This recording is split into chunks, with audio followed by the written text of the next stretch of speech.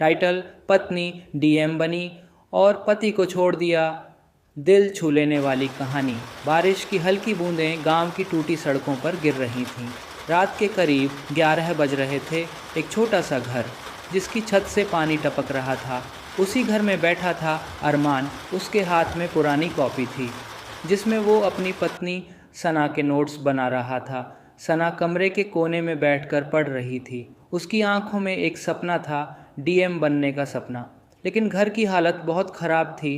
अरमान दिन में मजदूरी करता, रात में होटल में बर्तन धोता ताकि सना की पढ़ाई कभी ना रुके। गांव वाले हंसते थे, अरे अपनी औकात देख, डीएम बनेगी तेरी बीवी। लेकिन अरमान हमेशा मुस्कुराकर कहता, एक दिन यही लड़की हमारा नाम रोशन करेगी। संघर्ष शुरू होता है। सना पढ़ने शहर चली गई। अरमान गांव में अकेला रह गया। उसने अपनी माँ की आखिरी निशानी, सोने की अंगूठी तक बेच दी, सिर्फ इसलिए ताकि सना की कोचिंग फीस भर सके। कई रात वो बिना खाना खाए सो गया। लेकिन जब भी सना फ़ोन करती, वो हमेशा हंसकर कहता, मैं बहुत खुश हूँ, तुम बस पढ़ाई करो। 3 साल बाद यूपीएससी का रिज़ल्ट आया। पूरा गांव चिल्ला उठा, सना डीएम बन गई। पटाखे फूटने लगे। अरमान खुशी से रो पड़ा। उसने सबसे पहले सजदे में सिर झुकाया। उस दिन उसे लगा उसकी सारी मेहनत सफल हो गई। लेकिन असली कहानी यहाँ से शुरू हुई। डीएम बनने के बाद सना बदलने लगी। अब उसके फ़ोन कम आने लगे। पहले जहाँ वो हर छोटी बात अरमान से शेयर करती थी, अब घंटों तक उसका जवाब नहीं आता। एक दिन अरमान उससे मिलने शहर पहुँच गया। साधारण कपड़े, घिसी हुई चप्पल, हाथ में छोटा सा बैग। जब वो ऑफिस पहुंचा, गार्ड ने उसे बाहर रोक दिया। उसी समय सना अपनी बड़ी गाड़ी से उतरी। अरमान की आंखें चमक उठीं। वो दौड़कर बोला, सना देखो मैं आया हूँ। लेकिन सना रुक गई।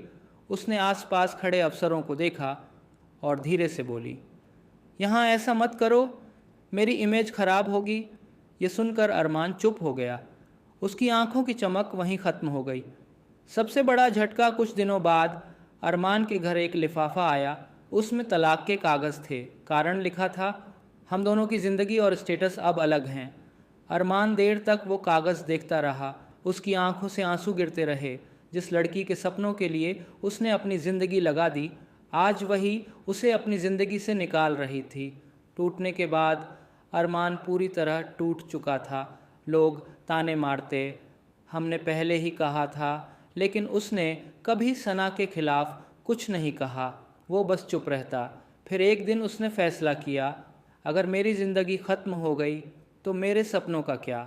उसने गांव के गरीब बच्चों को पढ़ाना शुरू किया। धीरे धीरे पूरा गांव उसे सम्मान देने लगा। लोग उसे मास्टर साहब कहने लगे। 5 साल बाद एक सरकारी कार्यक्रम गांव में हुआ। मुख्य मेहमान थी डीएम ऑफिसर सना। पूरा गांव इकट्ठा था। स्टेज पर भाषण देते हुए अचानक सना की नज़र पीछे खड़े एक आदमी पर पड़ी। सफ़ेद कुर्ता, चेहरे पर सुकून।